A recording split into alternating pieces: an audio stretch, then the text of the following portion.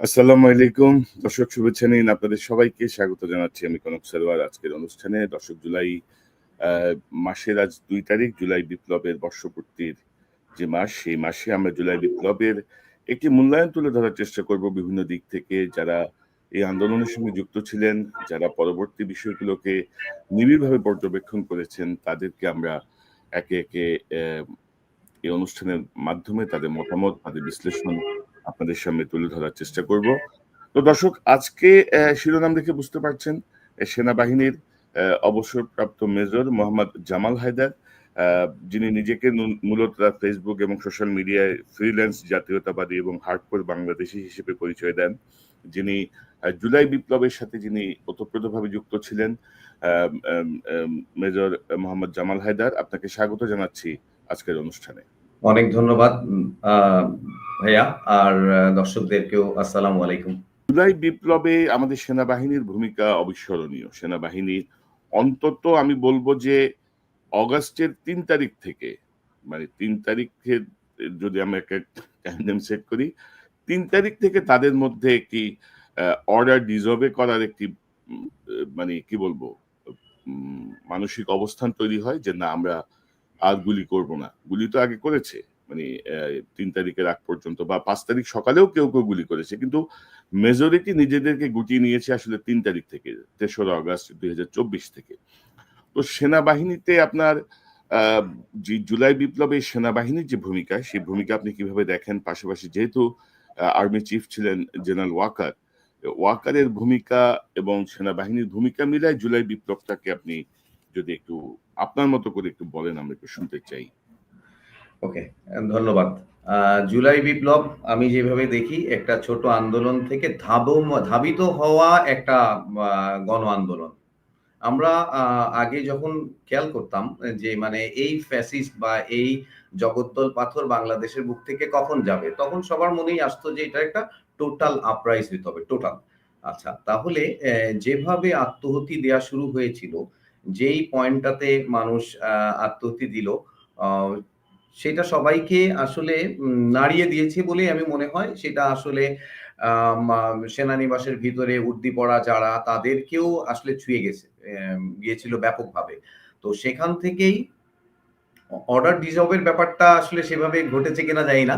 But আমি যেটা বুঝি যে এটা একটা ব্যালেন্স করা। নেতৃত্ব বুঝতে পেরেছিল যে দিস ইস দি টাইম এবং ৯০ এর আন্দোলনের সময়েও কিন্তু তাই হয়েছিল।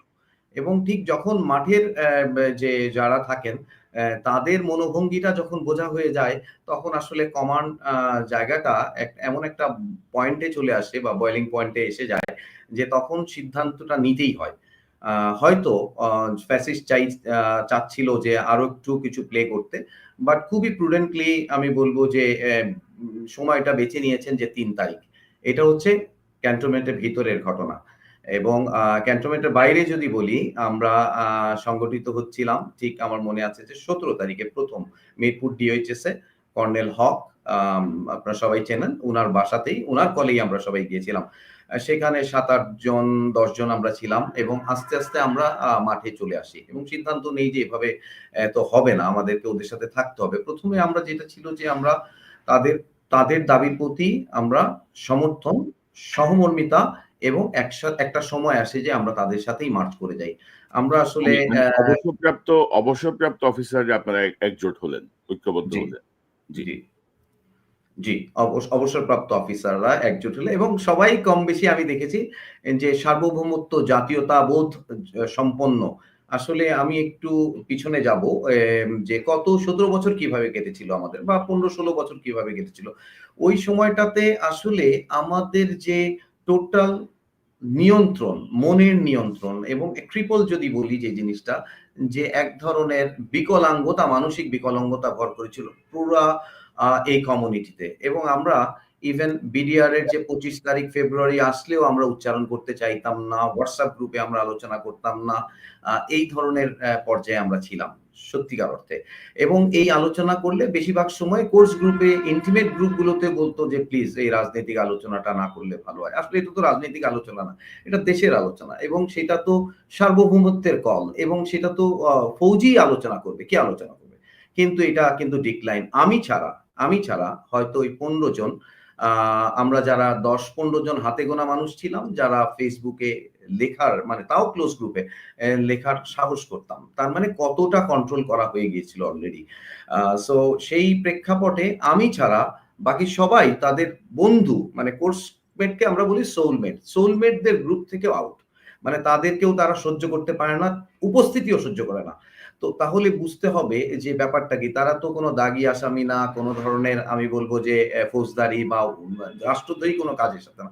শুধুমাত্র বিডিআর হত্যাকাণ্ডের একটু আলোচনা, শুধু সুযোগ, সেটাও করার সুযোগ ছিল না। সো সেই প্রেক্ষাপট থেকে হক স্যার ১ম কল দিলেন। ওখানে আমরা বুঝতে পারলাম আমি জামাল হায়দার একা না। আমার মতো এটলিস্ট ৮টা ১০টা মানুষ আছে। ১৭ তারিখে আমরা ১ম মিটিং করি। তার আগের দিন মুগ্ধ মারা যায়। ১৯ তারিখে যখন ছাত্রাবাসগুলো বন্ধ করে দেয়া হয়, এমআইএসটি, বিওপির ছেলের ছাত্রছাত্রীরা ব্যাগেজ সহ মিরপুর ডিওএইচএস এর গেটের যানবাহনের জন্য অপেক্ষা করছিল। তখন স্থানীয় সংসদ এবং পুলিশ একযোগে তাদেরকে আক্রমণ করে বসে। এবং এই নিরীহ বাচ্চাগুলা যে দৌড়াদৌড়ি করছিল, কাতরাচ্ছিল সেটা আমাদের কমিউনিটিটা দেখে। সেখান থেকেই সবকিছু শুরু। এবং আমি বলব মিরপুর ডিওএইচএস এই জুলাই আন্দোলনে বড় একটা কৃতিত্বের দাবিদার। এটা অসম্ভব কাজ করেছে তারা। ২ তারিখে ওই মিছিলটাতে আমিও ছিলাম। বাংলাদেশের সংরক্ষিত এলাকায় সেনানিবাসে মিছিল হয়েছে এটা কেউ কখনো দেখে নাই। সেটা পরের দিন সকাল থেকে মাইকিং হয়েছে।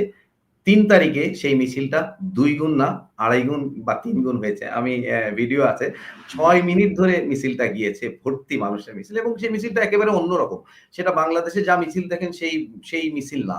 সেই মিছিলটাতে ছিল ছোট, ছোট বাচ্চা শুধু ছিল না, একজন মহিলা বৃষ্টির মধ্যে ২ বাচ্চাকে ধরে নিয়ে যাচ্ছে এবং ওই ধরনের জিনিস এবং আমি দেখেছি নিজের চোখে দেখা এবং ভিডিও আছে যে অফিসার গেমস থেকে আসছে বিকাল বেলা, তার ছেলে যেহেতু মিছিল করছে সেও সাথে যাচ্ছে।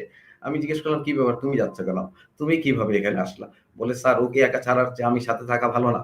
এরকম। মানে আপনাকে পরিস্থিতিটা বুঝতে হবে এবং একটা সময়ে আ ১ম যে অফিসারটা এই মানে একাত্ম হয়ে মিডিয়ার সামনে চলে আসে, তার নাম হচ্ছে লেফটেন্যান্ট ফিরোজ ইফতেখার। তাকে আমরা নরমালি বলি, ডাকি হুইসেল ব্লোয়ার।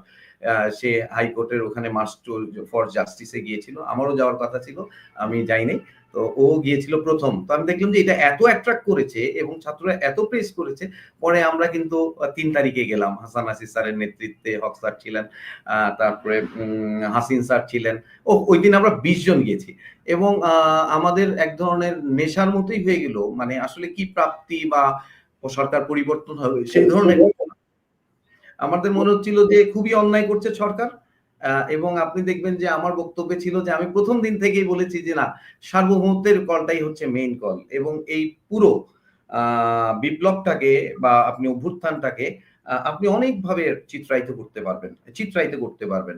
এবং আমি যে কলটা নিয়েছি সেটা হচ্ছে সার্বভৌমত্ব ক্ষত ছিল এবং সার্বভৌমত্ব পুনরুদ্ধার করতে হবে এবং আমি ঐদিন দাঁড়িয়েই কিন্তু ওই কথাটাই বলেছি যে আমরা বাংলাদেশ একটা গরিব দেশ। এর সার্বভৌমত্বের ক্ষতি হয়ে যাচ্ছে এরকম একটা পরিস্থিতিতে এটা আর মানা যায় না। সেইজন্যই আমরা আসছি। তো আ আমি আপনার কাছে সার্বভৌমত্ব বা এর পরবর্তী আপনাদের অর্জনটা নিয়ে আসবো। তো আমি একটু যদি জানি যে আপনি এ এ জুলাই পরবর্তী প্রায় ১ বছর তো হতে চললো আমাদের জুলাই বিপ্লবের। তো জুলাই বিপ্লবের এই ১ বছরে এই যে আপনার এই সার্বভৌমত্বের প্রসঙ্গটা যদি বলি, সেটা তো অনেক বিশাল অ্যাসপেক্ট। তো এ আমাদের মধ্যে আসলে কি পরিবর্তন? অর্থাৎ সেনাবাহিনীর এই যে অংশগ্রহণ, পরবর্তী সময়ে জেনারেল ওয়াকারের যে ভূমিকা, যেমন জেনারেল ওয়াকার তো আপনার কোম্পানি কমান্ডারও ছিলেন, আপনি যতটুকু বলছিলেন আমাকে। তো আপনার খুব ক্লোজ টাচে ছিলেন। তো জেনারেল ওয়াকারের ভূমিকাটাকে আপনি কিভাবে দেখেন? মানে আগের ভূমিকা, পরের ভূমিকা আপনি যদি একটু যদি স্পষ্টভাবে আমাদের একটু বলেন, আমরা একটু বুঝতে সুবিধা হবে। ওকে। আ প্রথমত জেনারেল ওয়াকার ডেফিনিটলি একজন সৎ এবং ভালো অফিসার হিসেবেই আমি দেখেছি। কোম্পানি কমান্ডার বলতে হচ্ছে আমরা একই প্যারেন্ট ব্যাটালিয়নে জন্ম নিয়েছি। তো আমি উনাকে চিনি। উনি ৩ বার চাকরি করেছেন। আমি ৬ বছর ওই একই ব্যাটালিয়নে ছিলাম। এবং কাকতালীয়ভাবে এক রাত মানে উনি আমার কোম্পানি কমান্ডার ছিলেন। পরে আমি অবশ্য হঠাৎ করে অন্য একটা কাজে যাই। আ যাই হোক মানে উনি একজন খুবই সজ্জন মানুষ এবং একেবারে আমরা যেটা শুনেছি সে সেকেন্ড লেফটেন্যান্ট থেকে উনি খুবই পরহেজগার। সেটাতে কোনো সমস্যা নাই। আপনি কার্যকরণ উনি একটা নেতৃত্বে আছেন একটা সংগঠনের এবং উনার কয়েনের ওই পিঠটা আমি দেখতে পাই না। আমি এই পিঠ থেকে শুধু বুঝার চেষ্টা করি যে উনার কোন কাজগুলো আমার সার্বভৌমত্বের জায়গাতে এক ধরনের হচ্ছে, মানে প্রশ্নের জায়গাতে চলে আসতেছে সেগুলা। আমি চিন্তা করব যে একদিকে সেনা প্রধান এটা একটা ইনস্টিটিউশন বলা হয়, বাট ইনস্টিটিউশন যে সেটারও ওয়েটটা যিনি ধারণ করবেন তাকেই বুঝতে হবে। সো আমরা কতগুলো ঘটনা হয়তো আমাদেরকে কষ্টের মধ্যে ফেলে দেয়। আমরা যদি ফুল স্টপ, ইনক্লুসিভ নির্বাচন, নিবন্ধন, আওয়ামী লীগের নিবন্ধন বাতিল, ওই পয়েন্ট গুলোতে নাও যাই, তাহলেও আমি আজকে 11তম মাসে এসে আমি তো মিলাবো যে আমি সার্বভৌমত্ব ছিল, আমি পার্সোনালি সার্বভৌমত্ব ছিল না। এখন সার্বভৌমত্ব কোথায় আছে? এখন ডেফিনিটলি কিছু, কিছু জিনিস দিয়ে আমি বুঝতে চেষ্টা করব। সার্বভৌমত্বটা বাংলাদেশে নষ্ট করেছিল কে?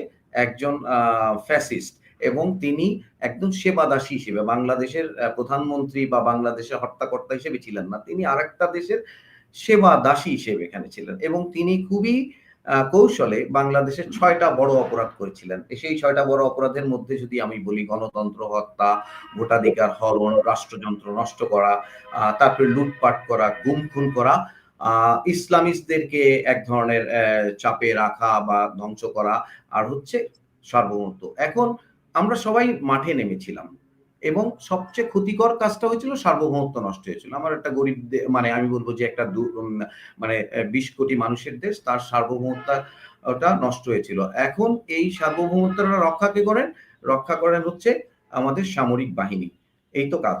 আমরা বাংলাদেশের ট্যাক্স গুলো দেই, এই মানুষগুলোকে আমরা রাখি আমাদের সার্বভৌমত্বকে গার্ড করার জন্য। এবং সেই জায়গাটাতে গত ১১ মাস কি হয়েছে? সেই ১১ মাসে আমি যদি বলি, সেই ১১ মাসে কি তারা কোনো এক্সারসাইজ করেছেন যে কেন একটা বাহিনী দীর্ঘ ১৫-১৬ বছর ব্যক্তিকে, দলকে এবং অন্য কোনো মানে শত্রু পক্ষকে সুবিধা দিয়ে গেছে বা তাদেরকে সার্ভ করেছে বলে মনে হয়েছে পারসেপশন। সো সেটা থেকে বের হওয়ার যাওয়ার জন্য কোনো এক্সারসাইজ করেছে? কোন ধরনের অনুশীলন কেন করেছে? এই প্রশ্নটা কি জানতে চেয়েছে? আমরা দেখি নাই। এবং এটা তো একটা রোগ ছিল, তাই না? সেই রোগটা থেকে বের হয়ে আসার কোনো চেষ্টা ছিল? সেই চেষ্টাটার নাম হচ্ছে রিফর্ম। সেই চেষ্টাটার কি কারণে, কি কৌশলে, কি জাদু বলে একটা বাহিনীকে, যেই বাহিনীটাকে রাখা হয় দেশের সার্বভৌমত্বকে প্রোটেক্ট করার জন্য, সেখানে আরেকটা মানুষকে, এই জেনারেল তারেক সিদ্দিকীর নেতৃত্বে মানে পুরো বাহিনীটাকে এক ধরনের ট্রিপল করে নিয়ে তারপরে শত্রু দেশের হয়ে কাজ, মানে সেবা করার মতো একটা পারসেপশনে চলে গেছে। তো এই গত ১১ মাসে তো সেরকম কিছু আমরা দেখি নাই, আসলে দেখার সুযোগ পাইনি। তারপরে মনে করেন যে যেই লোকগুলো একেবারে চিহ্নিতভাবে বাংলাদেশকে ধ্বংস করেছে, বাংলাদেশ সেনাবাহিনীর কালচারটাকে নষ্ট করেছে, যেমন তারেক সিদ্দিকী, তারপরে মনে করেন আমি একজনের নাম খুব ভাবে বলবো, জেনারেল ফজলে এলাহি, জেনারেল আকবর, মোল্লা ফজলে আকবর।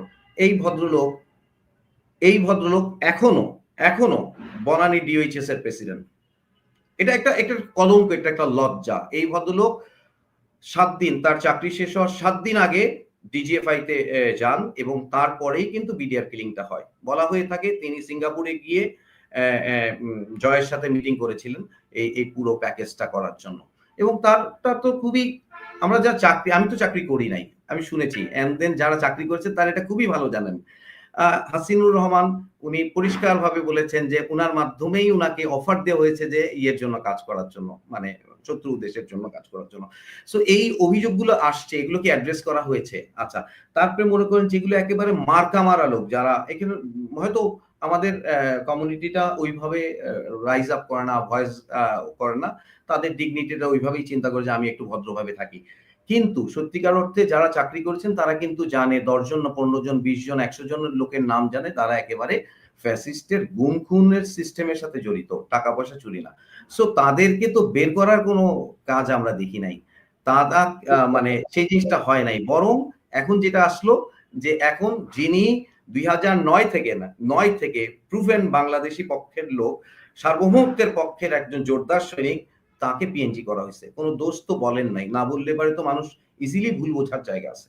দোষ যেহেতু বলেন নাই, উল্লেখ করেন নাই, উনি কি চুরি করেছেন, উনি কি বাংলাদেশের রাষ্ট্রবিরোধী কাজ করেছেন, সেটা জনগণকে জানতে হবে। যেহেতু জনগণের পারসেপশন হচ্ছে এই ভদ্রলোক জুলাই বিপ্লবের একজন অন্যতম শক্তিশালী যোদ্ধা, এই ভদ্রলোক হাসিনাকে একমাত্র লোক যিনি চোখে চোখ রেখে বলেছেন নো, বিডিআর এটা চলবে না, বিডিআর আপনি যেভাবে ইনকোয়ারি করতে যাচ্ছেন সেটা চলবে না। উনাকে তো জাতীয় পুরস্কার দেওয়া হচ্ছে। প্রবলেমটা যেটা হয়ে গেছে সেটা হচ্ছে জুলাই বিপ্লবের ওনারশিপটা কার আর এই সরকারের ওনারশিপটা কার। সরকার তো এগুলো দেখা দরকার ছিল, এই মানুষগুলোকে তো সরকার যন্ত্রের মধ্যে রাখলেই তো আলটিমেটলি যে সার্বভৌমত্ব রক্ষার যে যন্ত্রটা তাকে সঠিক স্টেপে নিতে পারতেন। দেন হচ্ছে নির্যাতিত, আমি বলবো না যে বঞ্চিত অফিসার একটা গল্প আছে ৩-৪০০ অফিসার, বাট নির্যাতিত অফিসার তো ছিল অনেক। নির্যাতিত মানে মনে করেন যে তাপসের যে বোমের মামলা, তো এইটা আজকে 11 মাস হয়ে গেছে, ওই অফিসার গুলোর তো জান খারাপ হয়ে গেছে। 5 জন অফিসার, ওরা হচ্ছে সবচেয়ে সাহসী অফিসার, ওরা সবগুলো 4 জনই কমান্ডো, 4 জনই কমান্ডো, এবং এগুলো ব্রেভার্ট যাদেরকে আমরা শুনি সিনেমাতে, এই দিস 5 আর রিয়েল ব্রেভার্ট। সো তাদেরকে অত্যাচার করেছেন 16 বছর, ছাত্র জনতার রক্তে আমরা আবার সার্বভৌমত্বটা ফেরত পাইলাম। তাহলে প্রথমে ওইটা অ্যাড্রেস করা দরকার ছিল। আপনি যদি না করেন, হোয়াট মেসেজ আই গেট? আমি হয়তো কিছু বলছি না, আমি এতদিন বলিও নাই, কিন্তু মেসেজটা কি? তারপরে হচ্ছে হাসিন স্যারের গল্পটা, উনি বরখাস্ত, উনি 2 বার বীর প্রতীক, উনি বরখাস্ত, জাতির কাছে উত্তরটা কি দিবে? একটা বাহিনী উত্তরটা কি দিবে? যে উনার উত্তর দিতে হবে না, উনি বরখাস্ত না কি? উনি তো ডাইরেক্টলি সবার সামনে বলতেছেন। তাহলে আপনি উত্তরটা দেন, এটা তো একটা সমাধান হইতে হবে। তাইলে কি সরকারও এটা ওনারশিপ নাই? সরকার এই ঘটনার ওনারশিপ নিবে না? উনি একজন বীর প্রতীক 2 বার। উনি বাংলাদেশের জন্য একজন ড্রেস পরা মানুষ, তাকে গুম করা হয়েছে, এবং এবং সেটার বিচার আপনি করেন নাই যখন, তখন তো আপনিও পচে যাচ্ছেন। এটা কেউ ধরে রাখতে পারবে না। আমি আজকে জেনারেল ওয়াকার সেনাপ্রধান হিসেবে অথবা সেনাবাহিনীকে আমি বলি চাই না বলি, ঘটনাগুলো তো এটা সেট। মেজর জাকির, তারপরে মনে করেন যে একজন অফিসার জাহিদ, মেজর জাহিদ, ওনাকে 16টা গুলি করা হয়েছে হাত করা অবস্থায়, হাত করা অবস্থায়। তাহলে এটা তো বাহিনীর একটা সংগঠনের দায়িত্ব এটা বের করা। এখন তো নাই, আপনার উপরে তো ঝান্ডাটা নাই, উনি যিনি বলবেন সেই মানুষটা নাই, তার যন্ত্র নাই। তাহলে আপনি স্বপ্নদনীদেহ করছেন না কেন? আপনাকে কেন ক্লেম করতে হবে? একজনকে কেন ক্লেম করতে হবে যে আমি এরকম ছিলাম? তারপরে আমাকে বিদেশে বসে বলতে হবে কেন? বাংলাদেশে বললে সমস্যা কোথায়? বললে সমস্যা কোথায়? আমরা 2015 সালে ওয়াহিদুন নবী স্যার এবং স্যার, রেজা স্যারের নেতৃত্বে খালেদা জিয়ার ওখানে খাবার নিয়ে গেছি, just to prove that fascist Khaleda জিয়ার খাবার আটকে রাখছে এবং তাকে এইভাবে ব্যারিকেড দিয়ে রাখছে, জাস্ট টু প্রুভ দ্যাট। তো বাকি সময়টা তো আমাদের অনেক কষ্টে কাটছে, তাই না? এক ধরনের জুলুম, এক ধরনের আমরা নিগৃহীত অবস্থায় ছিলাম। বাট দেন এখন তো ফ্রি, এখন তো ফ্রি। তাইলে এই সার্বভৌমত্বের কাজটুকু কে করবে? এই তো বাহিনীকে করতে হবে। এটা এটা এটা মানে এটা এড়ানোর কিছু নাই। তারপরে মনে করেন যে প্রশিক্ষণ বা অন্য জিনিসগুলা, তারপরে এই সময়টা তো খুব ভালো হইতো হার্ডকোর অফিসার রেস করা। এখন পার্টিজান অফিসার রেস করার জন্য আমরা বসে আছি। আমরা বলতেছি আগে নির্বাচন। নো, সামরিক বাহিনীর সংস্কার হবে এমন ভাবে যেন ওরা মরে গেলেও আর কোনো পার্টিকে সার্ভ না করে। ওরা মরে গেলেও হার্ডকোর থাকে যে আমাকে কর্নেল থেকে ব্রিগেডিয়ার, মেজর জেনারেল বানানো দরকার নাই, I will be very happy to serve Bangladesh. এই ট্রেনটা আমি এই 9 মাস 11 মাসে চেয়েছিলাম, এবং আমি শুরুতেই আমার মনে হয় যে প্রথম জুলাই বা আগস্ট সেপ্টেম্বরে আমি একটা টক শো করেছিলাম। তো সেইটাতে আমি বলেছিলাম, এরপর অবশ্য বন্ধ রেখেছিলাম বিকজ আমি একটা এঙ্গেজমেন্টের মধ্যে ছিলাম, ওখানে করা যাচ্ছিল না। এন্ড দেন এইগুলো খুব অবভিয়াস একজন নেতা হিসেবে আমাকে রাইট ট্র্যাকে আনার জন্য। দেখেন, আমি একটা সিম্পল কথা বলবো যে ফ্যাসিস্ট যুগে 16 বছরে এই যে মনে করেন যে খুনি জিয়া, আহসান জিয়া, তো এরা তো খারাপ কাজ করেছিল। তো এটার ওনারশিপ কি এখন সেনাপ্রধান নিচ্ছেন? যদি না হয় তাকে পাড়ায় তো বের করতে হবে যে মানে কি, উনি তো কে মোটা হয়ে যাচ্ছেন। আমরা যখন ছবি দেখি যে উনি মানে খেয়ে দিয়ে মোটা হচ্ছেন, তো ইন্ট্রোগেশন কি হচ্ছে? তো এটা সরকারকেও তো দায় নিতে হবে। আমি কি আবার ফিরে যাব আগের জায়গায়? আমি কি আবার রিস্কিং হব? মানে আমি তো রাস্তায় নেমেছি, আমি এক্সপোজ। আপনি আজকেও দেখাইলেন যে আমি এক্সপোজ, তো আমি এক্সপোজ। আমি আবার ফিরে যাওয়ার বন্ধ করার জন্য যা যা করার দরকার সেটা করতে হবে। এটা আমার প্রাণের দাবি, এটা আমার প্রাণের দাবি। যত মানুষ আছে কোনো দরকার নাই, আমি বাঁচবো, আজকেই বাঁচাই আমার যথেষ্ট। কিন্তু আমার এটা প্রাণের দাবি থাকছে, আমার একটা প্রাণের দাবি থাকছে, সেনাবাহিনীর সংস্কার ছাড়া, সেনাবাহিনীর সংস্কার ছাড়া যেন কোনো ইলেকশন না হয়। ইলেকশন হলে আবার তো বাংলাদেশ আগের জায়গায় ফিরে যাবে, বিকজ পদ পদবীর মূলাটা ঝুলাইয়ে একটা লোককে দিয়ে যা ইচ্ছা করানো যায়, এইটা বন্ধ করতে হবে। That's has to B stop. আমরা সেনাবাহিনীকে খাওয়াচ্ছি। এখন বিষয়টা এরকম হয় ফ্যাসিস্ট যুগে, ওর দিকে কিছু কথা বলা যাবে না, চোখ তোলা যাবে না। He is service provider, Fuad সাহেবের মতো আমি চাকর বাকর বলতে চাই না, কিন্তু সার্ভিস প্রোভাইডার। তো কি সার্ভিস? আমার সার্বভৌমত্বটা ইনট্যাক্ট থাকবে, that has to be served. Okay. তো আমি যেটা মানে আপনার কথায় যেটা আমি মনে হচ্ছে ওই যে কদিন আগে একটা ভিডিও দেখছিলাম ফেসবুকে সম্ভবত, যে একটা বাজ পাখিকে দীর্ঘ ৫-৭ বছর তারা খাঁচায় বন্দি করে রেখেছিল। ৫ বছর পরে তাকে যখন খাঁচা থেকে বের করে দেওয়া হলো, সে আর উঠতে পারতেছে না। মানে সে ভুলেই গেছে কিভাবে উঠতে হয়। আমার মনে হয় যে আমাদের সেনাবাহিনীর মধ্যে এই ইফেক্টটা কাজ করছে আরকি। যে তারা এখনো যে আমি যে স্বাধীন হয়েছি, আমি যে একটা ফ্যাসিস্ট রেজিম থেকে বের হয়ে আসছি এবং এখানে যে আমারও একটা কন্ট্রিবিউশন আছে, এই জিনিসটাই অনেকে বুঝতে পারছেন না। তো ধরেন আপনার কথা যেটা আসছে যে একটা সময় ছিল যে আপনি হোয়াটসঅ্যাপ গ্রুপেও কথা বলতে পারেন নাই। ক্লোজ গ্রুপে কথা বলতেও অনেকে আপত্তি করেছে। না, মেম্বারই তো রাখে নাই। মেম্বারই রাখে নাই। তো সেই জায়গাটার কি কোনো পরিবর্তন আমরা দেখছি? মানে ধরেন যে গোয়েন্দা সংস্থার মধ্যে কোনো সংস্কারের উদ্যোগ আমরা এখনো দেখি নাই। সেই গোয়েন্দা সংস্থা এখনো কিন্তু তার মতো করে আগের মতো করেই কাজ করে যাচ্ছে। হুমকি-ধামকি দিচ্ছে। নানা রকমের ক্যারেক্টার অ্যাসাসিনেশন করার জন্য তারা ব্যস্ত। ইদানিং আবার এটার সঙ্গে যুক্ত হয়েছে মিলিটারি ইন্টেলিজেন্সও কিন্তু এটার সঙ্গে এখন যোগ দিয়েছে। তারপরে জেনারেল ওয়াকারের পক্ষে কথা বলার জন্য লোক হায়ার করা হচ্ছে। জেনারেল ওয়াকারের বিপক্ষে না বলার জন্য চোখ রাঙানো হচ্ছে। তো জুলাই বিপ্লবটাকে কেন আমরা ধরেন সেনাবাহিনীর কতিপয় অফিসারের সুবিধার রক্ষার্থে সুবিধার্থে বা তাদেরকে রক্ষা করার জন্য জুলাই বিপ্লবের এই যে সুফলটা কেন আমরা নিতে পারছি না সেনাবাহিনী?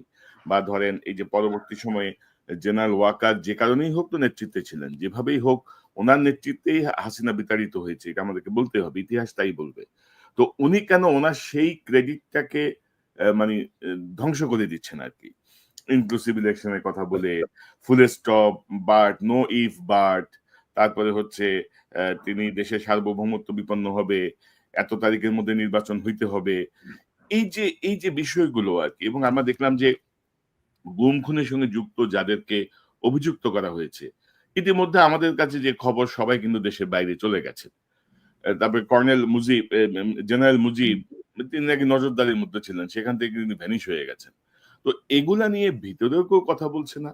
সরকার তো আমি জানি না সরকারের মধ্যে কি প্যারালাইসিস তৈরি হইছে। তারপরে নিরাপত্তা উপদেষ্টা নিয়ে দেখলাম যে আরেক কাহিনী, আরেক নাটক চলতেছে সেনাবাহিনী এবং সরকারের মধ্যে। তো সব মিলায় এই যে ব্যর্থতাগুলো, আমি যা বললাম এগুলো সব ব্যর্থতা। কি মনে করেন আপনি? ওকে। ব্যর্থতার মানে আমরা কি ইল্লাট জাতি নাকি? এটাই মনে হয় যে ইল্লাট। মানে একটা বিজয়ের পর দেখেন আমাদের বিজয়টা কিন্তু একেবারে প্যারালাল টু শ্রীলঙ্কান যে আপরাইজ হয়েছিল। জি। এবং it's a very, very different একটা পার্সপেক্টিভ। আমি মানে খুব আমি গিয়েছিলাম শ্রীলঙ্কায়। কতগুলো জিনিস খুবই ভাল লাগলো। যে ওখানে কিন্তু টোটাল জিনিসটা হয়তো তারা খুব শিক্ষিত সেজন্য হতে পারে। টোটাল জিনিসটা একেবারে খুব রাইট ডিরেকশন এ চলে গেছে। লাইক ২৫৬ টা সিটের মধ্যে ১৪৮ টা সিট একেবারে নতুন যাদের টোটালি ক্লিন নাই। ওই ধরনের মানুষ এখন সংসদে গেছে। তো আমি ইনকোয়ারি করছিলাম how it has happened, what military played the role. Military একেবারেই খুব স্যাটিসফ্যাক্টরি, ওদের মানুষের খুব স্যাটিসফ্যাকশন এর সাথে রোলটা প্লে করেছে। হ্যাঁ, বাংলাদেশ মিলিটারিও অল দি টাইম বাংলাদেশ মিলিটারিও স্যাটিসফ্যাকশন সাথে, বাট এই ক্রুশিয়াল টাইমটাতে যেই কার্যক্রমগুলো করা হয়েছে সেগুলো আসলে এক ধরনের হতাশার জন্ম দিয়েছে।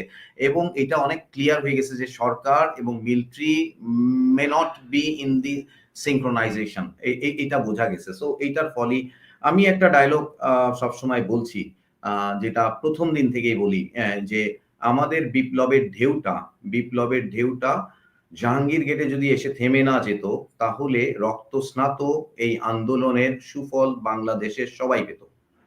That's it. এটা হচ্ছে কোট আনকোট। কেন আমি বলি যে আমরা যখন শত্রুকে আক্রমণ করি তখন একটা জায়গার নাম হচ্ছে এফইউপি, যেখান থেকে আমরা সংগঠিত হয়ে বেয়োনেট খুলে শত্রুর বাংকারের দিকে চলে যাই, হাঁটতে থাকি, গুলি খাই, সামনে যাই এবং একটা সময় শত্রু বাংকারের উপরে চলে যাই। শত্রু বাংকার থেকে শত্রু বের হয়ে যায়, তার সাথে বেয়োনেট ফাইট করি। এই জায়গাটার সিস্টেমটা হচ্ছে মপিং আপ। ওই সময়টাতে অনেক শত্রু অন্য জায়গায় স্থান নেয়। আমাদের এই ঘটনাটা তাই। জাহাঙ্গীর গেটে এসে বিপ্লবটা থেমে গেছিল, সোজা কথা। মানে আমরা কোনোভাবেই দেখেন যারা বিপ্লব করেছিল আমরা ২০-২৫ না, ওইদিন রাস্তায় অনেকেই ছিলাম। তো সেখান থেকে যদি এই মানে সরকারের সিস্টেমে মানুষ হইতো, তাইলে আর এত ঝামেলা হইতো না। কারণ তাহলে উনারা বুঝতেন যে কিভাবে মিলিটারিকে হ্যান্ডেল করা উচিত বা করা যাইত। কারণ আমি আরেকটা কথা আপনাকে বলেছি যে আমি মুদ্রার অপর পিঠটা দেখতে পাচ্ছি না। এবং জেনারেল ওয়াকারের চ্যালেঞ্জটা আমি বুঝতে পারছি না আসলে চ্যালেঞ্জটা। হয়তো উনি একা সামলাচ্ছেন বা সামথিং এট দি ব্যাক রয়ে যাচ্ছে যেটাকে এখন আমরা শুনতে পাই উনি কয়েক জায়গায় এক্সপ্রেসও করেছেন যে উনি সিনিয়র জেনারেলদের কাছ থেকে আ টি মানে পরামর্শ নেন। আমরা জানতাম উনি নেন এবং ভালো অফিসারদেরকে উনি ডেকে পরামর্শ নিয়েছেন। এটা হচ্ছে শুরুর দিকে ৩-৪ মাস নিয়েছেন। পরে হয়তো উনাদেরকে করেন নাই, সিনিয়রদেরকে নিচ্ছেন। এখন কাদের থেকে নিচ্ছেন আমি জানি না। আমি এখন বাইনারিতে চলি। সার্বভৌমত্বের পক্ষের না বিপক্ষের? সিম্পল। সার্বভৌমত্বের পক্ষের হইলে হার্ডকোর অফিসার রেইজ করতে হবে এবং এখনই দিস ইজ দি টাইম। এখন নির্বাচন হলে একটা দল ক্ষমতায় আসবে, আবার জেনারেল সাহেবরা উনাদেরকে সার্ভ করবেন। ওই স্টাইলে আমরা এটা চাই না। আমাদের খুব গরিব দেশ। অনেক কষ্ট করে এই ট্যাক্সের টাকায় এই সেনাবাহিনীকে মানে প্রতিপালন করা হয়। উইথ অনলি ওয়ান যে আমি ভারতের রাহু মুক্ত থাকবো। আমি রাহু মুক্ত থাকবো। আমি এভাবে চাই না। প্রত্যেকটা বাংলাদেশী চায় বাংলাদেশে। আরেকটা জিনিস আমি বলি সার্বভৌমত্বের গল্পটা কেন বলি? দেখেন এই একটা কার্ড খেলেই আপনি মনে করেন যে ৩ কোটি তো এট লিস্ট সলিড ভোট বা ৪ কোটি সলিড ভোট তো আ আ মানে ফ্যাসিস্ট দলের থাকতেই পারে। কিন্তু তারা শুধুমাত্র একটা কথায় মোটিভেট হবে যে আমরা সার্বভৌমত্বের বিপক্ষে। মানে আমরা ওই জায়গাটাতেই আসি এবং আমাদের ঐক্যটাও সেনাপ্রধানও ঐক্যের কথা বলেছেন। অনেকেই ঐক্যের কথা বলেন। একটা জিনিস মিস করেন। সার্বভৌমত্বের পক্ষে ঐক্য হতে হবে। দেখেন আমরা যখন অঙ্ক থাকে ছোটবেলায় করতাম সরল অঙ্ক এটার নাম। সরল অঙ্কতে একটা সিম্পল প্রিন্সিপাল হচ্ছে BODMAS, তাই না? ১ম এ ব্র্যাকেটের কাজটা করবেন, পরেরটা করবেন। দেখেন আমাদের কাজ ছিল ১ম এ ব্র্যাকেটের কাজটা করা মানে সার্বভৌমত্বের পার্টিকে একসাথে করে ফেলা। যে আমরা ঐক্যটা হবে সার্বভৌমত্বের। নেক্সট হতে হবে সুশাসন। তারপরের জন্য যা করার করব। কিন্তু আপনি কি দেখছেন জনগণ? যে এখানে একটা টুইস্ট হয়ে যাচ্ছে। হ্যাঁ, নির্বাচন আগে হবে, পরে হবে, লোকাল গভর্নমেন্ট আগে হবে। সবাই সবার স্বার্থে চলে যাচ্ছে। সার্বভৌমত্ব এখন দেখেন আমরা আনগার্ড হয়ে যাচ্ছি। আমরা যারা আন্দোলনে ছিলাম এবং মাঠে গেছি আনগার্ড হয়ে যাচ্ছি টোটালি। সো আমি সেনাপ্রধানের বিষয়ে বলব, উনি কয়েনের ওই পিঠটা আমরা জানি না। তো উনার সাথে আসলে কয়েনের ওই পিঠটা শেয়ার করা উচিত। উনার নির্ভয়ে বাংলাদেশ উনি পেয়েছেন।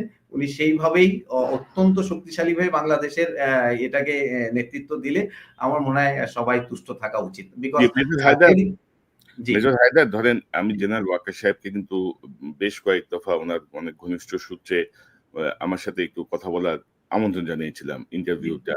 কারণ আমরা চেয়েছিলাম যে যেকোনো কারণেই হোক আমি চেয়েছিলাম যে যেকোনো কারণেই হোক মানে উনি যেহেতু হাসিনার পতনের একটা মূল কি পয়েন্টে অবস্থান করছিলেন, আমরা তার বিষয়টাকে আসলে আরো uphold করতে চাচ্ছিলাম।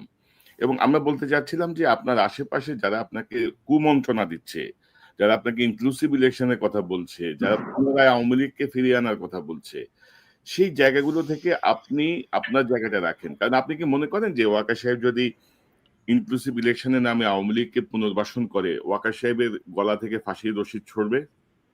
এটাকে আপনি মনে করেন? এখন আচ্ছা, এখন আমি বলি যে আপনি দেখবেন যে আওয়ামী লীগ আসলে একটা ধর্ম অনেকে বলে।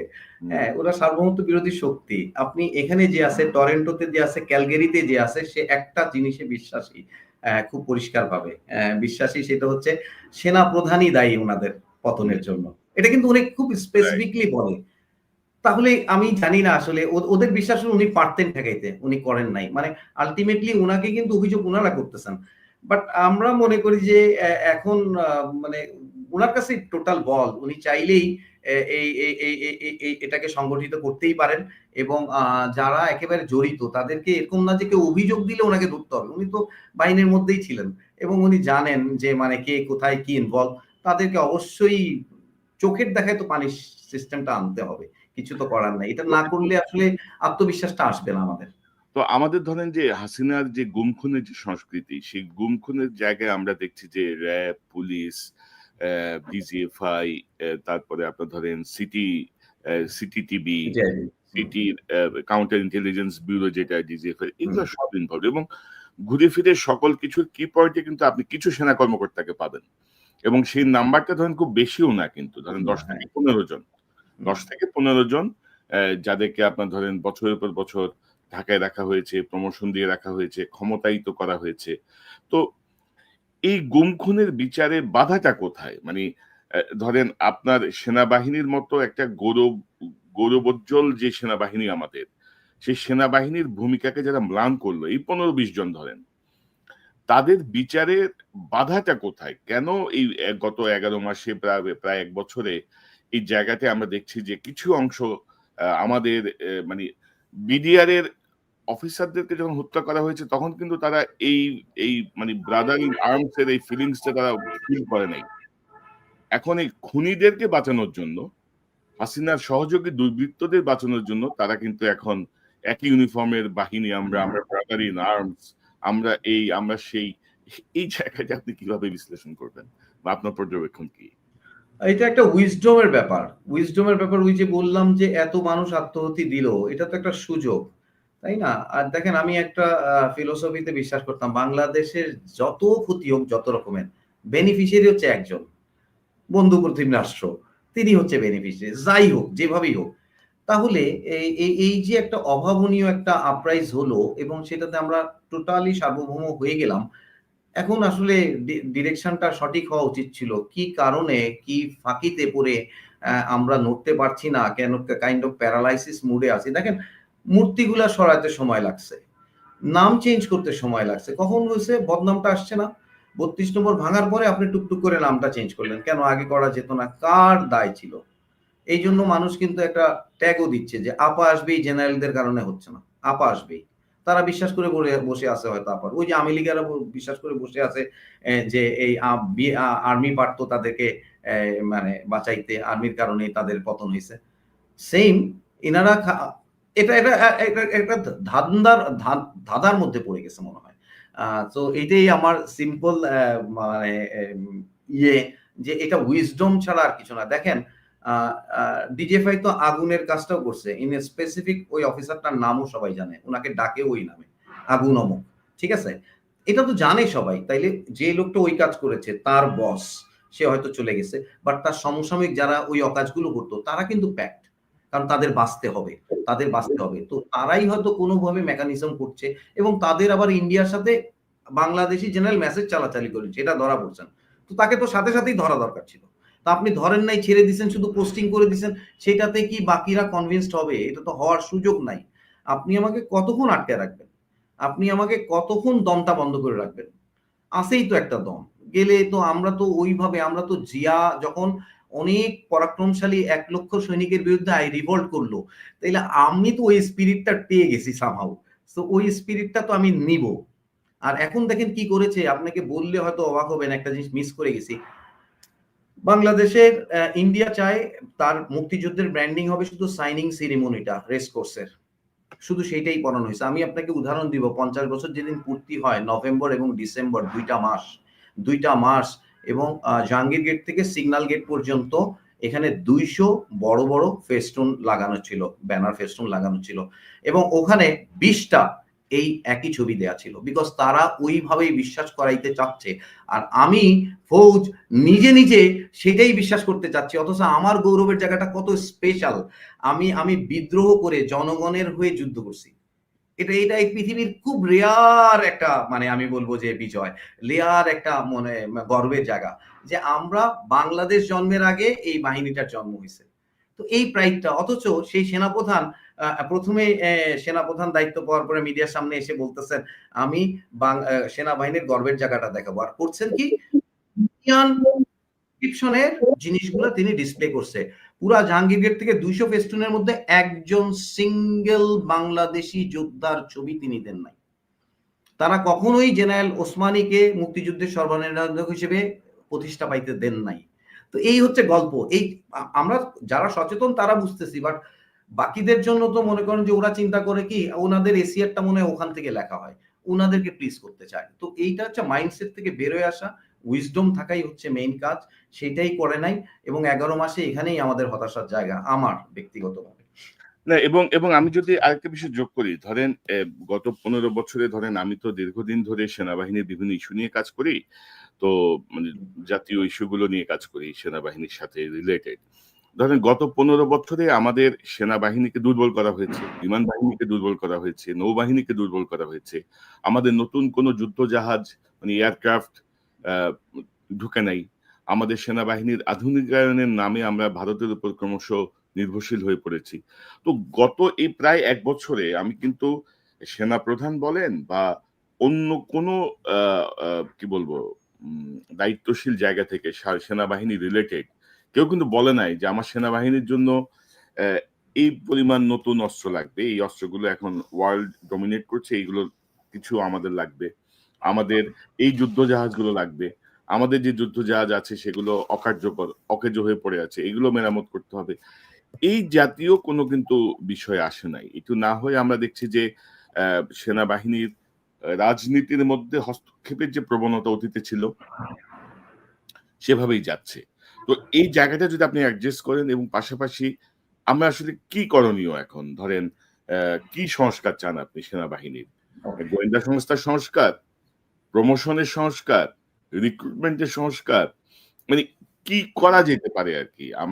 মানে এটা যদি একটু বলেন আপনি। ওকে। আমি তো খুব স্বল্প সময়ে কাজ করেছি। বাট আমার মানে আ উইজডম এর জায়গাটা স্ট্রং যে হ্যাঁ, এটা সার্বভৌম রাখার জন্য যা, যা করার দরকার করব।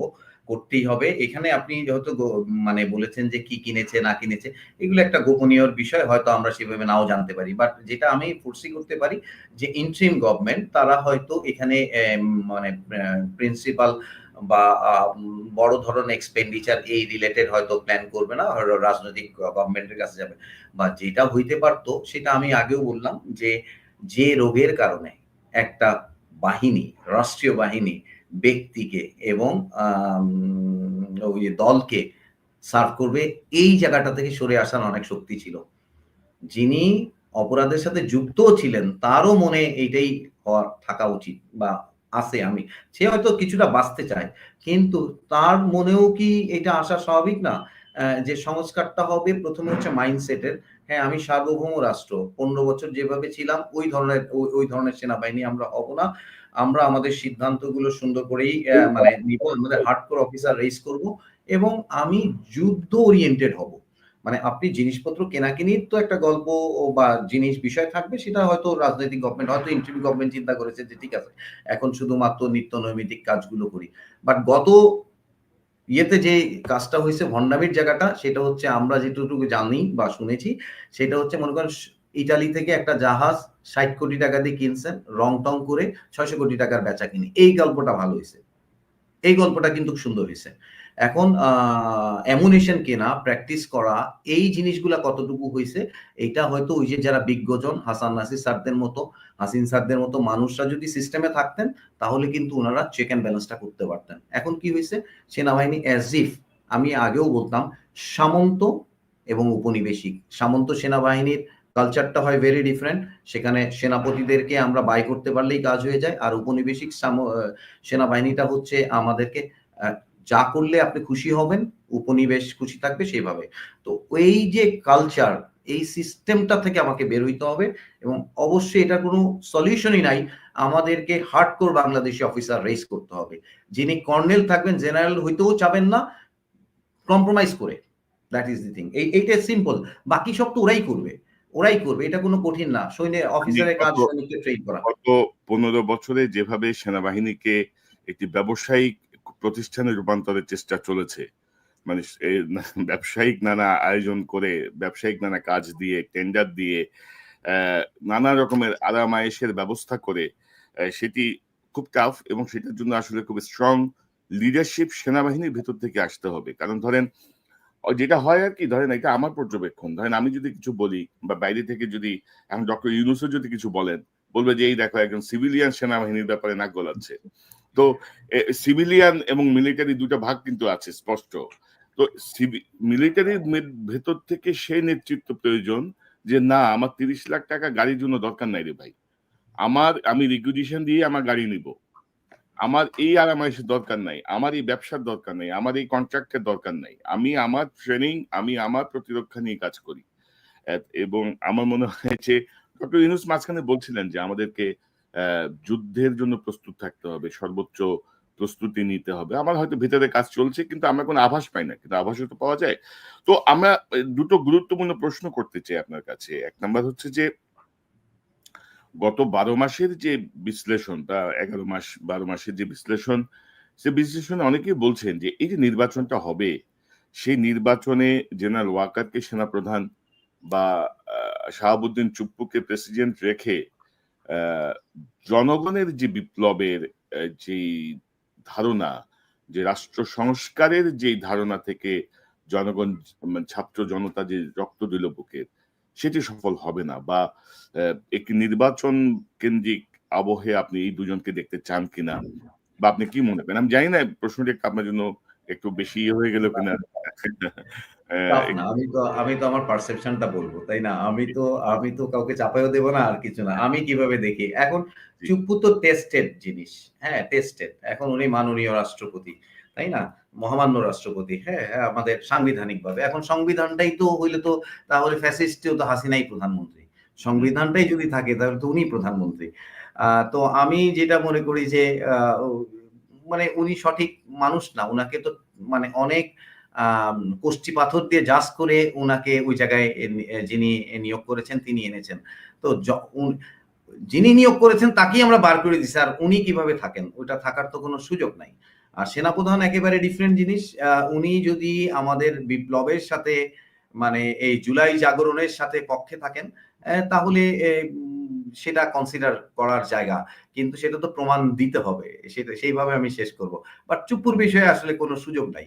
আ সুযোগ নাই আসলে। কিভাবে সম্ভব? আ কারণ উনার হাতে এমন কিছু এক্সক্লুসিভ জিনিস থাকবে যেইটা আ সঠিক গণতন্ত্র ও সিস্টেমে ঢোকার যে আমাদের অভিযাত্রা সেটা ব্যাহত হওয়াই খুব স্বাভাবিক। রাইট।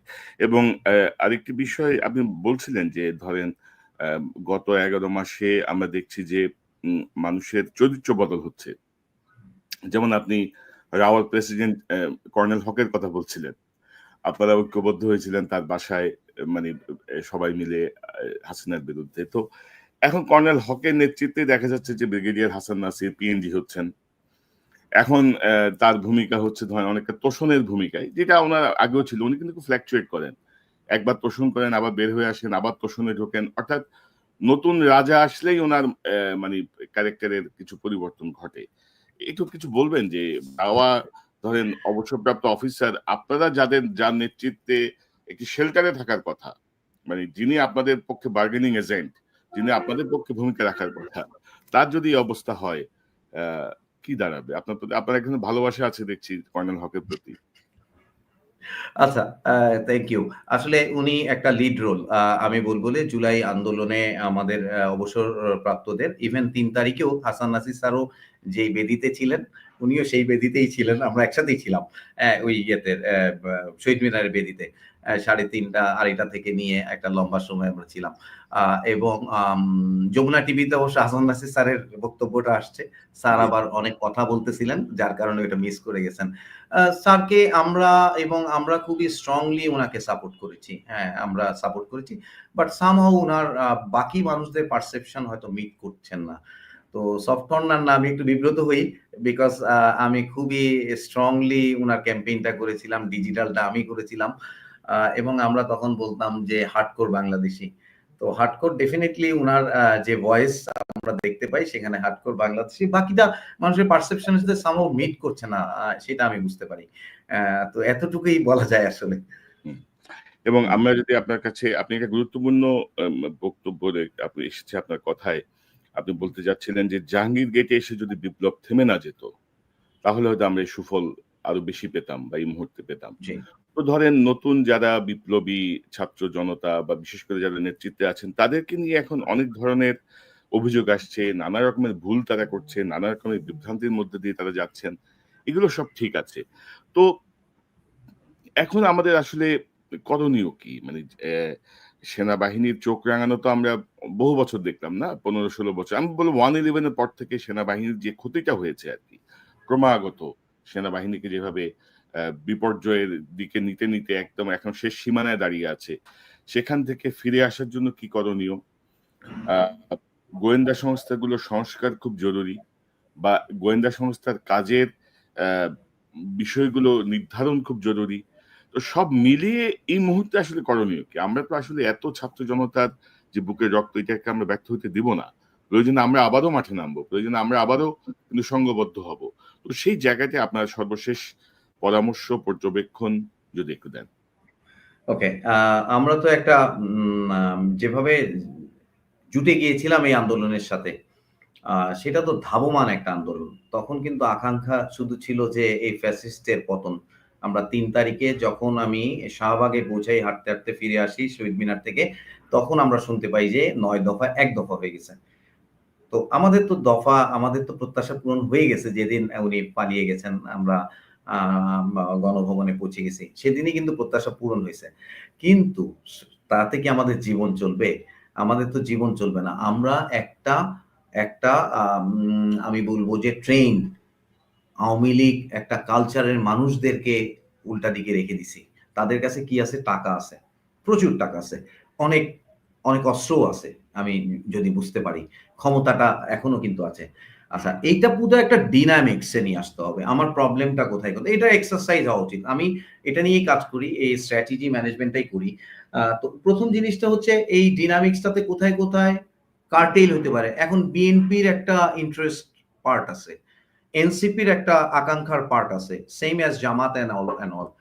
কিন্তু আমরা এখন যদি নিজেদের মধ্যে অনৈক্য, সার্বভৌমত্বের জায়গায় যদি সবাই একসাথে না থাকি, তাহলে আওয়ামী লীগ ইনফিল্ট্রেট ইমিডিয়েটলি করে ফেলবে। করে ফেলবে। আপনি আপনি আপনি দেখা যাবে বিএনপি ক্ষমতায় গেলেও জামাত আবার আওয়ামী লীগের সাথে যে আন্দোলন করবে না, তার তো গ্যারান্টি কেউ দিচ্ছে না। আচ্ছা, আপনি যেটা বলেছেন যে ভালো অবস্থায় যাওয়ার এখন এটা তো মিলিয়ন ডলার কোয়েশ্চেন। আমি আমার পক্ষ থেকে যেটা বলতে পারি যে প্রত্যেকটা আমি আমার বাস্তব জীবনে প্রফেশনাল জায়গাতে যেটা করি সেটা হচ্ছে একটা সিচুয়েশন বা প্রবলেমের একটা ডায়নামিক্স হয়। এটা কাগজেও নিতে পারেন, বোর্ডে নিতে পারেন এন্ড ওখান থেকে ম্যাট্রিক্স বের করতে হয়। একটা ম্যাট্রিক্স ক্রিয়েট করে সাস্টেইনেবল একটা সলিউশন মানে টেকসই যেটা টিকবে। আমি বলি বিএনপি ক্ষমতায় গেল, আপনি খালি চিন্তা করেন যে কোন জেনারেলদেরকে নিয়ে গেল যারা আগের রিজিমকে সার্ভ করেছে। এখন তারা ভিতরে এখন ওগুলো যদি মাইনাস না হয়ে বিএনপি ক্ষমতায় যায়, আবার বিএনপি তার চাঁদাবাজদের কন্ট্রোল না করতে পারে, তাহলে আবার তো অম আ ক্লিন হার্ট অপারেশনের মতো হয়ে যাবে। হবে কিনা? ক্লিন হার্ট কিন্তু বিএনপিকে অনেক ঢুকাইছে। ১.৫ বছরের মাথায় ক্লিন হার্ট করতে হয়েছিল। তো এই পুরো বাস্তবতাটাকে বুঝা দরকার। এজন্যই আমি বলছিলাম যে বডমাস থিওরির মতো ১ম এ সার্বভৌমত্ব, পরে সুশাসন। সুশাসনে যেতে হবে। সার্বভৌমত্বের সব পার্টি একসাথে হব। আওয়ামী লীগ যারা সার্বভৌমত্ব বিরোধী শক্তি তাদেরকে একেবারে জাগায়, রাস্তায় ঘাটে, ফেসবুকে সব জায়গায় ধরতে হবে। ধরে ওগুলাকে সাইজ করতে হবে এবং তখন আওয়ামী লীগের যে সমর্থক তারা বলবে যে, "না, আমরা সার্বভৌমত্ব বিরোধী হয়ে বাঁচতে চাই না। তোমরা নেতারা খেয়েছো, তোমরা থাকো। আমি বাংলাদেশকে ভালোবাসি, আমি সার্বভৌমত্বের পক্ষে জয়েন করব।" যেকোনো ফরমেটে হি উইল স্টার্ট আপ। এর মাঝখানে আমার সুশাসনের জায়গাটাতে পৌঁছাইতে হবে। সুশাসনের জন্য এখন আম পা ইয়ের এ কে পিআর হবে না কি হবে সেটা আমরা নিজেরাই তো আস্তে, আস্তে এখন আগে এই জিনিসটা মাথায়ও তো আসে নাই। দেখেন আমরা তো ৫০ বছর ৫৩ বছর বাংলাদেশ ছিল। এই জিনিসটাই মাথায় আসে নাই। এখন এত আলোচনা হচ্ছে। আলোচনা হচ্ছে কেন? প্রিডমিনেন্টলি বিএনপি অনেক সিট পাওয়ার চিন্তা করছে ওই আগের পদ্ধতিতে। তখন এরাও চিন্তা করছে যে আমরাও কিছু পাই। তো এই যে জিনিসগুলা সুশাসনের জন্য যা দরকার সেইটা তো ইন্টেলিজেন্ট সলিউশন আসতে হবে, বুদ্ধিবৃত্তিক। দেখেন ছাত্রদের কথা বললেন। আমি বাংলাদেশের কৃষকদের জন্য একটা টেকসই পদ্ধতি বের করেছি যেটার মাধ্যমে বাংলাদেশে ৫,০০০ কোটি টাকার ফসল বাড়বে। কি হয়েছে? বাংলাদেশের কৃষকরা ব্যাপকভাবে প্রতারিত হয় নকল ভেজাল কীটনাশক, সার, বীজে। তো এইটার বুদ্ধিটা আমি বের করছি এবং গত ৮ মাস ধরে আমি ছাত্রদের কাছে গেছি প্রেজেন্টেশন দিয়েছি, "বাবা তোমরা কিন্তু কিছু দাও নাই এ পর্যন্ত বাংলাদেশের সবাইকে। আমি একটা সলিউশন ক্রিয়েট করেছি। আমি আমার এই সফলতাটা তোমাদের সাথে শেয়ার করতে চাই।" ইন্টারেস্ট নাই। তারা বিজনেসম্যানদের সাথে কথা বলতে মোর ইন্টারেস্টেড। সেইম রাষ্ট্রযন্ত্রেও আমি গিয়েছি। এমন কোন মানুষের কাছে যাইনি। সো আমি দেখলাম যে এই বাংলাদেশ আসলে একটা ডিফিকাল্ট একটা কালচারের মধ্যে আছে। এখান থেকে বুদ্ধিবৃত্তিক মানুষ বুদ্ধিবৃত্তিক মানুষের নেতৃত্বটা এখন সবার আগে দরকার এবং নির্মোহ মানুষ। আপনি সবাই কেউ না কেউ পার্টিজান। আপনি যদি মনে করেন যে আমরা আরো ৩ বছর ওয়েট করতে এই নির্বাচন তো আমরা কবুল করেছিলাম। সেই নির্বাচন যতদিন মেয়াদ আছে সেই পর্যন্ত আমরা ওয়ার্কআউট তো করতে পারি।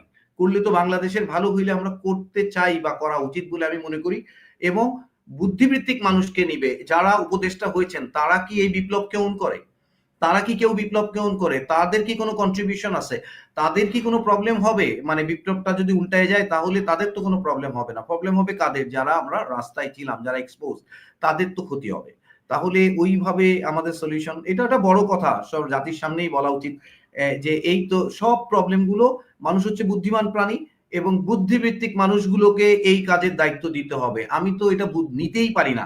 হাসান নাসির স্যারের মতো মানুষকে সরকার কোলাবোরেট করতে পারে নাই। কার ইশারায়? সেনাপ্রধান তার সাথে দেখা করতে চান না প্রথম থেকেই। কার ইশারায়? কেন? কেন? উনি কি অপরাধ করছেন? আমি তো উনার সাথে এখানে না, ইয়াংবনে ৪ বছর উনার সাথে ছিলাম। আমি নিজে দেখেছি যে কেমনে করে রাত্রেবেলা উনাকে গুম করতে, উনি একা, তখন কিন্তু একটা চাকরি করে সিভিল। উনাকে গুম করার জন্য উত্তরায় নিয়ে আসছি এবং আমি গিয়ে বাঁচাইছি। আমি আমি আমি আমার বন্ধু-বান্ধব সব নিয়ে গিয়ে হইচই, ওখান থেকে চলে আসছে আপনার আনোয়ারার ওসি চলে আসছে নিয়ে এখানে তুলে নিয়ে যাওয়ার জন্য রাত্রেবেলা। উনি এক আত্মীয়র বাসায় আসছে, ট্র্যাকিং করে আসছে। তো যেই মানুষগুলো ফ্যাসিস্টের বিরুদ্ধে বহু বছর ধরে দাঁড়াচ্ছেন, তাদের কিন্তু এক ধরনের আমি বলব যে রিস্ক আছে এবং তাদের একটা দায় আছে, তাদের একটা আমি বলব যে তাদের একটা ত্যাগ আছে। তো সেগুলো আসলে আ রাষ্ট্রের বোঝা উচিত। এখন যারা দেশ চালাচ্ছেন, তারা কি কোনো আউটসোর্সিং পার্টি? Outsourcing party. তাহলে তারা তাদের রাষ্ট্রের কিভাবে কি বুঝতে চাচ্ছেন? মানে ওনারশিপ না থাকলে পৃথিবীতে কোনো কিছুই কোনোদিন হয় নাই। তো ওনারশিপ সিস্টেমটা ইনস্টল করতে পারলে আমাদের সাকসেস ছিল। এখনো সময় আছে। আমি মনে করি এখনো সময় আছে। সেনাবাহিনী এমন আলাদা কিছু না। তারা আমাদের ভাই, আমাদের এবং আমি জানি যে সবাই ভালো। সবাই প্রফেশনাল এবং সবাই মুখিয়ে থাকে যে আমি কন্ট্রিবিউট করতে চাই। সো সেই জায়গাটাতে ২-১ টা সিস্টেম প্রবলেম এখন স্যারের আসলে কি হচ্ছে, কোথায় বাধা, এটা আসলে আমি না ওইটাই খোলাখুলি আপনি আপনি আপনার আপনার কোম্পানি কমান্ডার আপনার ওয়ার্কার স্যারের ব্যাপারে কারণ ধরেন উনি কিন্তু ধরেন গুরুত্বপূর্ণ স্টেক কিন্তু না এই বিপ্লবী একেবারে, বিপ্লব একেবারে। বাংলাদেশের স্টেক। এটা উনি বাংলাদেশের ফেইথ এর স্টেক এবং না, না, ভবিষ্যতের স্টেক। এই বিপ্লব বা হাসিনাকে বিতাড়িত করার ক্ষেত্রে ওনার যে অবস্থানটা যেভাবেই হোক যে অবস্থানটাই ছিল এটা কিন্তু ধরেন যে এই গৌরবের জায়গাটা কিন্তু এখন ডুবতে ডুবতে গলা পর্যন্ত এসে ঠেকছে কিন্তু মানে উনি কিন্তু ডুবে যাচ্ছে কিন্তু মানে আশেপাশের লোকজন ওনাকে বোধহয় চেপে ধরে রাখছে চোরাবালির মধ্যে উনি কিন্তু ডুবে যাচ্ছে কিন্তু সেই জায়গাটা থেকে বের হয়ে আসার জন্য আপনার কোনো পরামর্শ আছে আপনার কোম্পানি কমান্ডারের? স্যার অনেক বিজ্ঞ মানুষ ডেফিনিটলি। দেন আমার মনে হয় যে এইটা এটা এখন আমরা তো বুঝি যে এটা এটা যে ভবিষ্যৎ যে যারা নেতৃত্ব দিবেন, অ্যা নেতৃত্বের জায়গা থেকে এই ম্যানেজমেন্টটা করতে হবে। চুপ্পুকে নিয়ে করার দরকার নাই। প্রধান উপদেষ্টা, আ তারপরে নিরাপত্তা উপদেষ্টা অ্যান্ড দেন আমি মনে করি যে বিএনপির নেতৃত্ব। বিএনপিতে ওখানেও কিন্তু একজন জেনারেল আছেন। উনিও খুব সম্মানিত জেনারেল ফজলে ইলাহি আকবর, অত্যন্ত প্রফেশনাল, স্ট্র্যাটেজি ভালো বুঝেন। বসে এটা করতে হবে। উনাকে কি, কি চ্যালেঞ্জ, কে কোথায় ইয়ে করতেছে। দেখেন আমরা তো এটা বুঝতে পারি যে স্যারের কাঁধের উপরে মুজিব এবং সাইফুল উনাদেরকে রেখে দিছিল। উনি ওই জায়গাটা থেকে ওই রিস্কে যেকোনো সময় চেঞ্জ করে ফেলারই মতো। আমিও তো বুঝতাম যে যেকোনো সময় চেঞ্জ করে দেবে যদি উনি ডানে থেকে বামে যায়। উনি যেভাবে আ আ যানটাকে সুন্দর করে নিয়ে নোঙর করালেন, এটা অসাধারণ। ৩ তারিখে উনি দেখেন এখানে চাণক্য ছিল। এটা আপনি যে যাই বলুক, এখানে দারুণ একটা চাণক্য ছিল। উনি কিন্তু 1 to 1 করেছেন। মানে উনি যে আ ডেলিভারিতে দিয়েছেন এটাকে বলে কমান্ড মানে লিডারশিপ ডাইরেক্ট এক্সার্ট করেছেন 1 to 1। উনি কিন্তু জিওসি দেরকে বলেন নাই। উনি ব্রিগেড কমান্ডারদেরকে বলেন নাই। একেবারে সবাইকে নিয়ে আসছেন। সো ওখানে ওখানে ওখানে বিশাল একটা আমি বলব ডায়নামিজম ছিল। এটা আমাকে মানতে হবে। বাট পরে কি হচ্ছে আমিও সবসময় বলছি মুদ্রার ওই পিঠটা দেখতে পাচ্ছি না। সেই জায়গাটাতে আমার আসলে গ্যাপ থেকে যাচ্ছে। না ওইটাই এখন ধরেন মুদ্রার অর্পিত আমরা এখন না দেখলেও কদিন পরেও নিশ্চয়ই দেখতে পাবো। অর্থাৎ কোনো কিছু তো চাপা থাকে না, কোনো কিছু গোপন জি, থাকে না। আর বর্তমান দুনিয়ায় এটা অসম্ভব। তো আম আ মেজর মোহাম্মদ জামাল হায়দার আপনাকে অসংখ্য ধন্যবাদ। আপনার মূল্যবান অংশগ্রহণের জন্য। আপনি থ্যাংক ইউ সো সাহসী মাচ। ভূমিকা রেখে চলেছেন। ইনশাআল্লাহ আপনি সেটি রেখে যাবেন। সেনাবাহিনীর সদস্য যারা, কর্মকর্তা যারা, সৈনিক যারা সেনাবাহিনীর ভেতরে থাকলেও তাদের যে ভূমিকা, বাইরে থাকলেও তাদের সেই একই ভূমিকা। দেশের জন্য জি। কাজ করা এবং দেশপ্রেমটাই মূল জায়গাটা। আ নিশ্চয়ই আপনি আপনার ধারা অব্যাহত রাখবেন এবং আমার নিকট ভবিষ্যতে আপনার কাছ থেকে আরো বিশ্লেষণ শুনবো, আরো পর্যবেক্ষণ আমরা জানতে পারবো। আপনাকে অসংখ্য ধন্যবাদ। অনেক ধন্যবাদ কনক ভাই। আর দর্শকদেরকে অনেক ধন্যবাদ। অনেক রাত তারপরেও শুনছেন সবাই। আসসালামু আলাইকুম। ওয়ালাইকুম আসসালাম। দর্শক এতক্ষণ যারা এই অনুষ্ঠান শুনলেন নিশ্চয়ই আপনি আলোচনা মর্মার্থ উপলব্ধি করতে সক্ষম হবেন। আ আ মেজর হায়দার তিনি গুরুত্বপূর্ণ বিশ্লেষণ করেছেন। তিনি অনেকদিন থেকেই আসলে রাষ্ট্র সংস্কারের জন্য কাজ করছেন, সার্বভৌমত্বের পক্ষে কাজ করছেন। তার পর্যবেক্ষণগুলো যারা বিভিন্ন দায়িত্বশীল জায়গায় আছেন তারা যদি গ্রহণ করেন তাহলে সেটি আমাদের জন্য সার্বিক মঙ্গল ডেকে আনবে। এবং যে দুটো বিষয় এই আলোচনায় উঠে এসেছে, একটি হচ্ছে ধরেন দীর্ঘদিন উঠতে না পারা সেই বাজ পাখির মতো সেনাবাহিনীর যারা আছেন তারা যদি বর্তমান মুক্ত পরিবেশেও যদি উঠতে না পারেন, তারা যদি সেই খাঁচার দিকে আবারও ফিরে, ফিরে তাকান, খাঁচার জন্য যদি মায়ায় বসে যায়, তাহলে এই বাংলাদেশ সেনাবাহিনী, আমাদের গর্বের সেনাবাহিনী যেটি হাসিনা ধ্বংস করতে চেয়েছিল, সেখান থেকে ফিরে আসাটা খুব কঠিন হয়ে যাবে। এবং আরেকটি গুরুত্বপূর্ণ কথা, যে বিপ্লব জাহাঙ্গীর গেটে যদি থেমে না যেত, তাহলে আমরা সুফল পেতাম। বিপ্লব জাহাঙ্গীর গেটের ভিতরেও ঢুকতে পারে। ছাত্র জনতা কিন্তু বাংলাদেশের প্রশ্নে আপোষহীন। বাংলাদেশের প্রশ্নে কিন্তু কোনো ছাড় নাই। সো আ যত শক্তিমত্তাই থাকুক, যত শক্তিই থাকুক, বাংলাদেশ বা সার্বভৌমত্বের বিরুদ্ধে যদি কেউ অবস্থান নেন, কেউ যদি সেই পুরাতন ফ্যাসিস্টদের আবারও ফিরিয়ে আনার চেষ্টা করেন, তাহলে কিন্তু ছাত্র জনতা যে আবারও ঐক্যবদ্ধ হবে, এ ব্যাপারে কোনো সন্দেহের অবকাশ নাই। সার্বভৌমত্বের প্রশ্নে আসলে সব ফুল স্টপ, এবং এখানে কোনো ইফ এবং বাট নাই।